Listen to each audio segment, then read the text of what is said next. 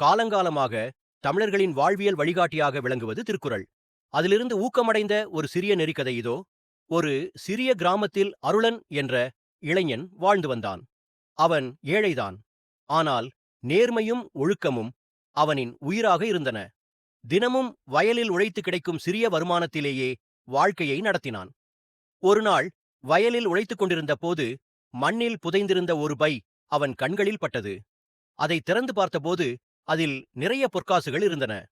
அந்த நொடியிலே அவன் மனத்தில் பல எண்ணங்கள் எழுந்தன.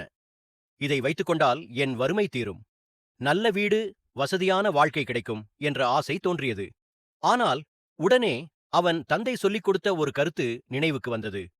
பிறருக்குரியது எதுவாயினும் அது நமக்கு இன்பம் தராது, மாறாக துன்பமே தரும். அருளன் அந்த பையை எடுத்துக்கொண்டு நேரே கிராமத் தலைவர் வீட்டிற்குச் சென்றான். தலைவர் விசாரித்த போது அந்த பை அருகிலுள்ள ஊரிலிருந்து வந்த ஒரு வணிகருடையது என்று தெரியவந்தது. வணிகர் அதை இழந்ததால் மிகுந்த கவலையில் இருந்தார். அருளன் பையை அவரிடம் ஒப்படைத்த போது வணிகரின் கண்களில் கண்ணீர் பெருகியது. இந்த நேர்மையே உண்மையான செல்வம் என்று அவர் கூறி அருளனுக்கு ஒரு சிறிய பரிசு வழங்க முயன்றார்.